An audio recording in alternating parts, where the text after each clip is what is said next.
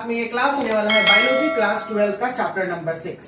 Chapter number 6 में आज हम लोग जो टॉपिक पढ़ने वाले हैं वो है structure of tRNA. TRNA generally एक नाम से जाना जाता है जिसे हम लोग ट्रांसफर आरएनए बोलते हैं। ट्रांसफर का काम क्या होता है कि एक जगह से दूसरी जगह पे चीजों को ले जाना। लेकिन ट्रांसफर कैसे करेगा, क्या तरीका है, एक छोटा सा आपको एग्जांपल मैं बता के देता हूं। अभी के समय में अभी एकदम बहुत कॉमन चीजें चलती आ रही हैं। हमारे पास एक गैजेट होता है जिसका नाम है सेलफोन। क्या नाम है? सेलफोन। ये सेलफोन में कितना पावर चाहिए? इस सेलफोन के लिए एक चार्जर होता है। क्या होता है? चार्जर। ये चार्जर जो होता है इस सेलफोन को वैसा ही करंट प्रोवाइड करता है जितना इसको चाहिए। अगर इस सेलफोन के मेन बैटरी वाले सिस्टम को जो चार्ज होता है उसके मेन इलेक्ट्रिक करंट से अगर हम लोग जोड़ देते हैं, ये सेलफोन उड़ जाएगा, खत्म, डीम। ठीक है? या फिर आप इसको और भी अच्छे से आजमा सकते हैं। जैसे कोई भी एलईडी बल्ब होता है या एलईडी बल्ब का जो मेन नहीं जो घर में हम लोग जलाते हैं दीपावली उपावली के समय में, अगर उसका जो एक चैनल होता है, एक छोटा सा डब्बा होता है, ठीक है, वो इलेक्ट्रिक को कन्वर्ट करके उसको जितना चाहिए उतना देता है। वो डब्बा को हटा के और अगर एलईडी को डायरेक्ट लाइट दीजिएगा, देखिएगा सारा एलईडी उड़ जाएगा, ब्रीम। क्या हो जाएगा? उड़ जाएगा। अब यहाँ पे मेरे कहने का मतलब ये है कि कुछ ऐसी चीजें हैं जिनको उतना ही एनर्जी चाहिए, उतना ही अमाउंट में वो सीन चाहिए या सिंथेसिस होना है या फिर इलेक्ट्रिक करंट जाना है जितना उसको चाहिए। अगर उससे ज्यादा दे देंगे तो हानि होगा, उससे कम देंगे फिर भी हानि होगा। कभी कभी आपने देखा होगा कि एक चार्जर 100 वाट का है, कोई 50 वाट का भी चार्जर आने लगा है अभी, ठीक है ना, 45 वाट का चार्जर, 75 वाट का चार्जर है, का भी ज्यादा है। हाँ, सबसे अब बहुत सारा चल गया है। इससे आसानी होगी समझने में। आपने ये सुना होगा कि ये अगर हाई वाट का चार्जर वाला मोबाइल है उसको लो वाट के चार्जर से कनेक्ट कर दो, कितना समय लेगा चार्ज होने में? बहुत ज्यादा समय लेगा। अगर हाई वाट का चार्जर है, इमेजिन करते हैं कि 100 वाट का चार्जर है और उसमें हम 50 वाट का चार्जर लगा के उस मोबाइल को चार्ज करें तो सीधे उसका दुगना समय लगेगा। क्या लगेगा? दुगना समय।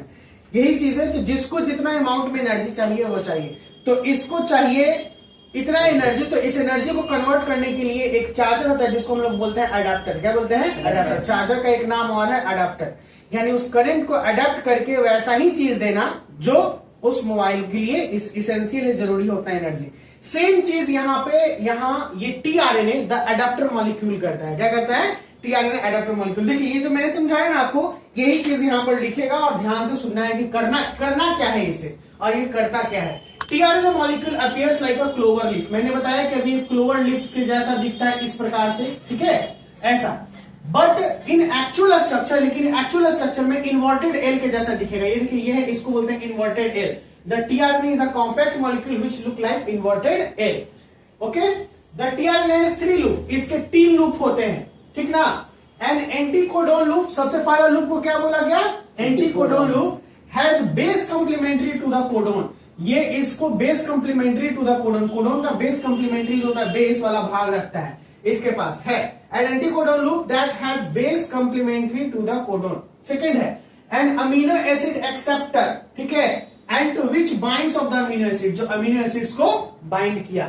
थर्ड है राइबोसोमल बाइंडिंग लूप्स, यानी यहाँ पे राइबोसोम्स को बाइंड करेगा।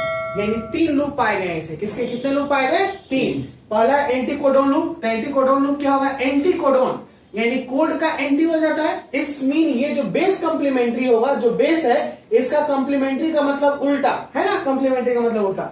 सबसे पहले उसके लिए एक लूप होगा, दूसरा अमीनो एसिड एक्सेप्टर के लिए एक लूप होगा और तीसरा राइबोसोमल बाइंडिंग के लिए एक लूप होगा। यानी 3 लूप यहाँ पे पाया जाएगा।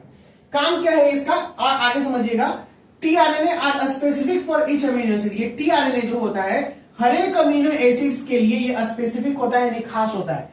यानी हर एक अमीनो एसिड्स के लिए ये कोडेड होता है और वही अमीनो एसिड को एक्सेप्ट करेगा जिसे ये चाहिए। लेकिन इसके पास कोई भी स्टॉप कोडोन नहीं होता है। समझ में आया? There are no specific stop codon, यानी there are no tRNA for stop codon, यानी स्टॉप कोडोन टीआरएनए के लिए नहीं होता है। इसमें सबसे पहला टॉपिक हम लोग पढ़ने वाले हैं टीआरएनए से रिलेटेड ट्रांसलेशन। क्या है भैया? ट्रांसलेशन। हमने प्रीवियस क्लास में भी ट्रांसलेशन पढ़ा था। ट्रांसलेशन क्या था? डीएनए से जब आरएनए में चेंज होता है तो उस प्रोसेस को क्या बोलते हैं? ट्रांसलेशन। यही पढ़ा था ना? डीएनए से जब आरएनए में चेंज होगा तो इस प्रोसेस को बोलेंगे